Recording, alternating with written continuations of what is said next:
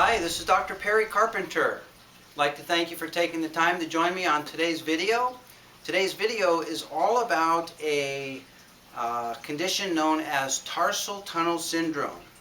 And today's material is part of a 6-hour QME Continuing Education Home Study course entitled Lower Extremity Impairments Due to Peripheral Nerve Lesions. And Tarsal Tunnel Syndrome is just that. It's a peripheral nerve lesion found in the lower extremity. And Tarsal Tunnel Syndrome is frequently known as the Great Masquerader.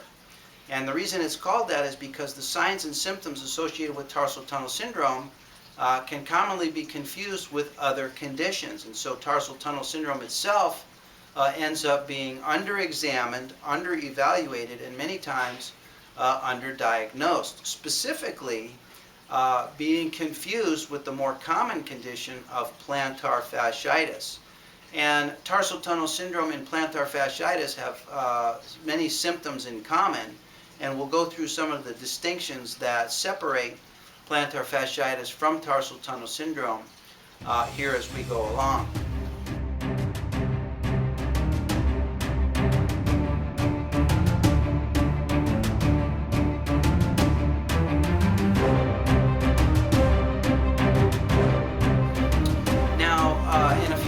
We're going to have a live subject, and I'm going to demonstrate the physical examination maneuvers associated with Tarsal Tunnel Syndrome. But before we get to that, I just want to review some of the anatomy of the nerve involved at the tarsal tunnel. So I want to trace the anatomy of the nerve from the ankle all the way back up into the lumbar spine so that we're all on the same page and we're all refreshed about the anatomy involved. Okay, so let's go all the way up to the lumbar spine, and remember that the lumbar spine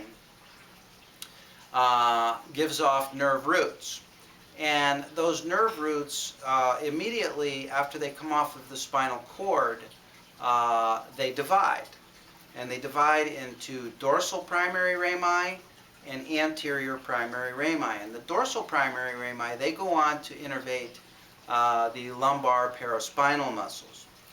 The anterior primary rami then divide, and they divide into anterior and posterior divisions.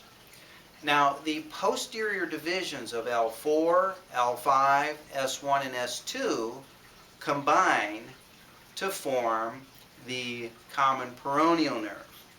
The anterior divisions of L4, L5, S1, S2, and also a small slip from S3 combine to give us the tibial nerve.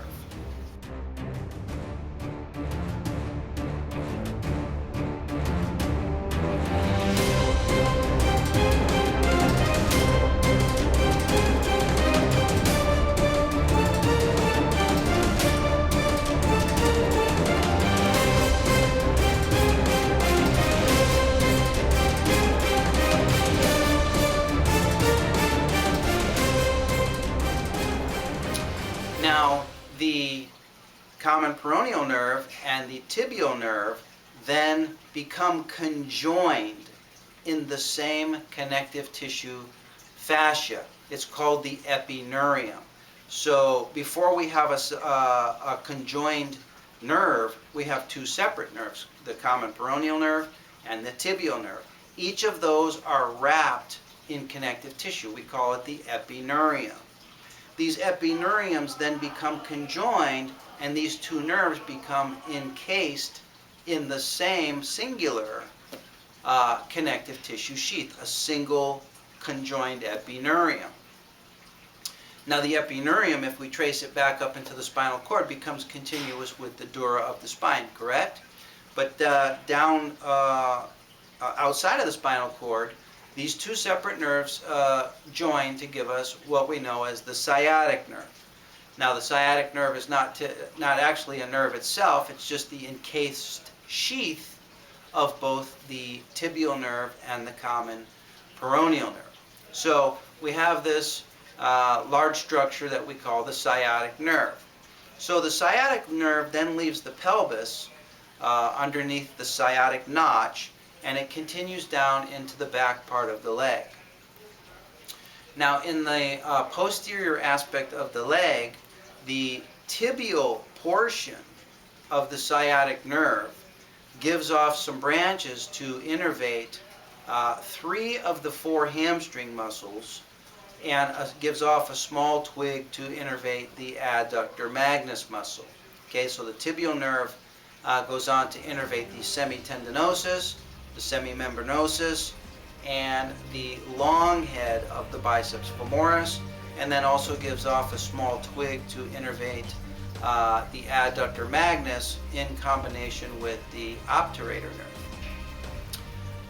In the posterior aspect of the thigh, the common peroneal nerve gives off a small branch to innervate the short head of the biceps femoris. So that's kind of interesting that the only structure innervated in the posterior thigh by the common peroneal nerve is the short head of the biceps. All of the other hamstring muscles are innervated by the tibial nerve.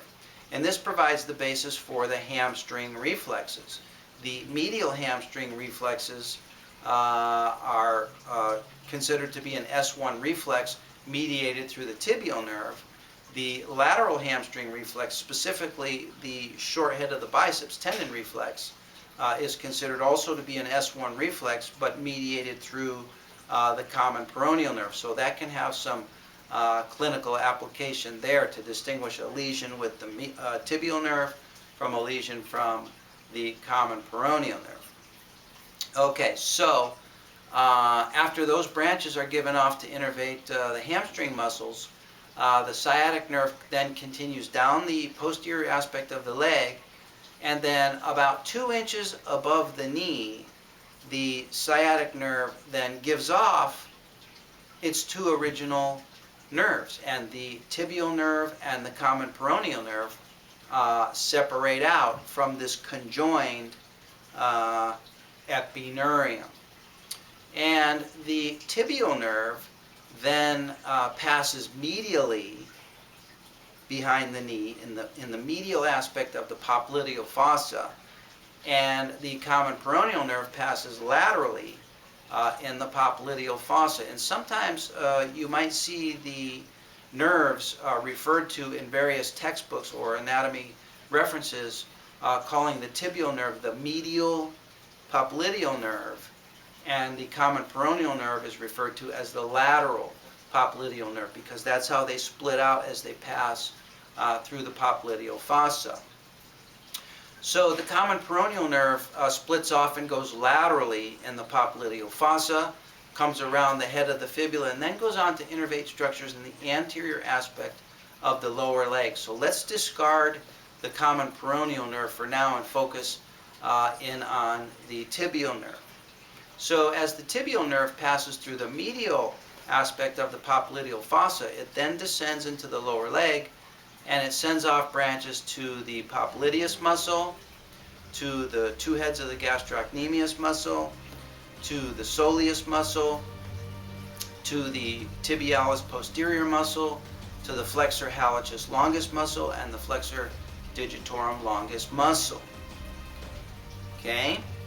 Then the tibial nerve then descends the back of the leg and wraps around behind the medial malleolus. And at this point, at the level of the ankle, the tibial nerve becomes named the posterior tibial nerve, because it then travels behind the posterior aspect of the medial malleolus of the tibia bone. Okay, so we're at the medial malleolus. Now, at the medial malleolus, several various configurations of the posterior tibial nerve exist. Now, there are at least 3 and possibly even 4 and possibly even more in the case of an anomalous configuration of the posterior tibial nerve, but there's at least 3 or 4 branches that then come off of the posterior tibial nerve. and many different configurations exist as to where these branches come off.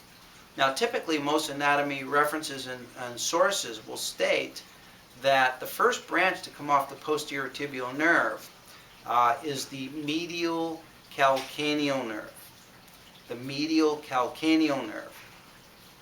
Now, this is important because the medial calcaneal nerve can pass in several different ways through the tarsal tunnel, which I'll describe in just a moment, on its way to its termination on the middle aspect of the calcaneus bone. And this is strictly a sensory nerve. But some anatomy textbooks demonstrate the medial calcaneal nerve as coming off the posterior tibial nerve above the tarsal tunnel and then traveling superficially above the tarsal tunnel to innervate cutaneous structures on the medial aspect of the calcaneus.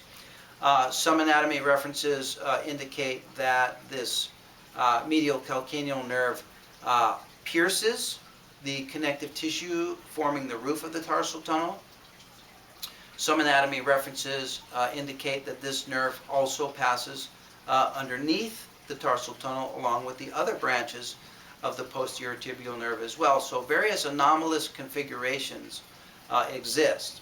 For our purposes, let's imagine that this medial calcaneal nerve comes off of the posterior tibial nerve above the tarsal tunnel and travels superficially, meaning on top of the connective tissue that forms the roof of the tarsal tunnel, and then goes on to innervate cutaneous structures on the medial aspect of the calcaneus. So that's one branch. Then, as the posterior tibial nerve continues down behind the medial malleolus, the posterior tibial nerve becomes covered on top by a piece of connective tissue, and this is known as the flexor retinaculum. Now, the flexor retinaculum is continuous with both the superficial and deep aponeuroses of the leg, and it's also continuous with the tendons of the tibialis posterior, the flexor digitorum longus, and the flexor HALLUCIS longus. So there's this confluence of connective tissues that form what we refer to as the flexor retinaculum. And here's the flexor retinaculum. It's attached to the medial malleolus here and the medial aspect of the calcaneus below. And the posterior tibial nerve then passes underneath the flexor retinaculum, having already given off a branch to innervate the medial aspect of the calcaneus. Now, again, various anomalous configurations exist, but this posterior tibial nerve, as it passes through the tarsal tunnel, gives off at least 3 more branches. And those branches can come off early before the entrance into the tarsal tunnel, immediately within the tarsal tunnel, or perhaps after the exit of the posterior tibial nerve from the tarsal tunnel. So anomalous configurations exist.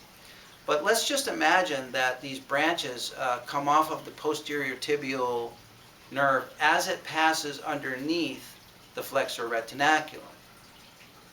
Well, as it passes underneath the flexor retinaculum, also accompanied by at least 4 other structures, including the posterior tibial artery, the tendon of the tibialis posterior muscle, the tendon of the flexor digitorum muscle, flexor digitorum longus muscle, and the tendon of the flexor HALLUCIS muscle, the posterior tibial nerve branches off to give us the medial plantar nerve, the lateral plantar nerve, and the inferior calcaneal nerve. Okay? Okay. So the medial calcaneal nerve and the inferior calcaneal nerve are simply sensory nerves. So we don't have to spend a lot of time discussing them, except to say that it's these nerves that innervate the cutaneous structures on the medial aspect of the calcaneus and then also on the undersurface of the calcaneus. And this is where it can be confused with plantar fasciitis, because when that nerve is irritated first at the tarsal tunnel and then secondarily underneath the calcaneus by repetitive stepping on those nerve endings that can simulate the pain and be confused with plantar fasciitis. Now, one important distinction between plantar fasciitis and heel pain associated with compression of the posterior tibial nerve is that plantar fasciitis is pain that's reproduced with weight bearing. It's pain that's associated with weight bearing, whereas the heel pain that's associated with tarsal tunnel syndrome and compression of the posterior tibial nerve is unrelated to weight bearing. So there's an important clinical distinction. So posterior tibial nerve passes underneath the flexor retinaculum, giving off three branches: the inferior calcaneal nerve, the medial plantar nerve, and the lateral plantar nerve. Now, 1, 2, 3, any combination of all of these nerves can be compressed in the tarsal tunnel due to space-occupying lesion within the tarsal tunnel. So what kind of things could occupy space in the tarsal tunnel? Let me ask you.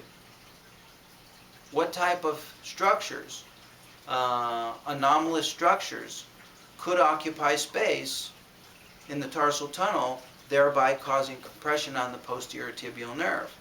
Well, how about a varicosity of the posterior tibial vein or other superficial veins in this area? Varicosities could occupy space and compress the posterior tibial nerve. How about a lipoma, a little fatty deposit? How about a ganglion? How about hypertrophy of the tendon sheaths of the tibialis posterior, the flexor digitorum longus or the flexor HALLUCIS longus?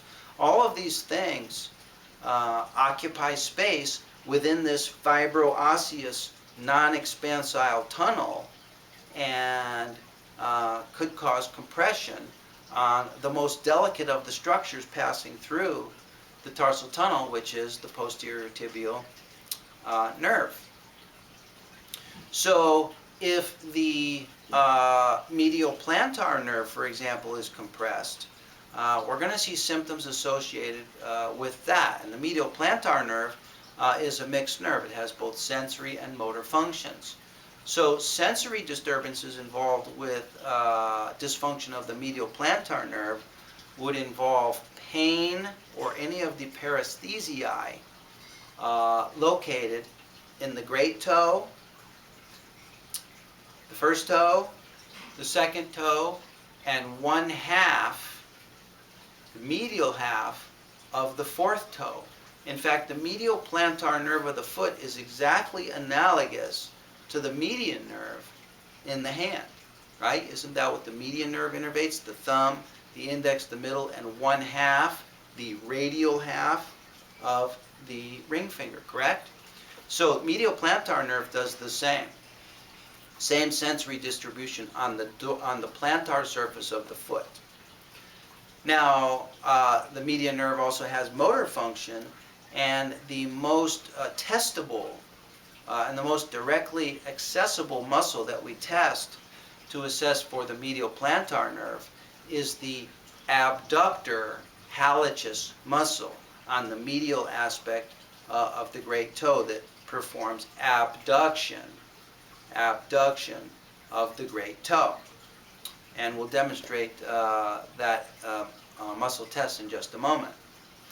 Now, if the lateral plantar nerve is compressed in the tarsal tunnel, then we'll have sensory and or motor symptoms associated with that nerve. And the distribution of the lateral plantar nerve in the foot is exactly analogous to the distribution of the ulnar nerve in the hand. Isn't that fascinating? Isn't that amazing? It actually makes the neurology of the foot kind of simple to remember. So in the foot, the lateral plantar nerve innervates the lateral aspect of the fourth toe and the entirety of the pinky toe, as well as the lateral aspect of the foot. And for motor testing, we test the abductor digiti minimi along the lateral aspect of the pinky toe. Okay, so there's the neuroanatomy involved with tarsal tunnel syndrome. And tarsal tunnel syndrome is simply the name that we give to compression of the posterior tibial nerve as it passes through this fibro-osseous tunnel behind the medial malleolus. So before we get on to our live subject, let's describe the borders of the fibro-osseous tunnel so we're clear on what it is we're testing when we have the live subject. The fibro-osseous tunnel is formed laterally. Laterally, if we're talking about, for example, my left foot, is formed laterally by the bony surfaces of the calcaneus, the sustentaculum tali, the talus, and the medial aspect of the navicular bone forms the osseous portion of the tunnel. And then the fibrous portion of the tunnel is simply a covering across the top by the flexor retinaculum.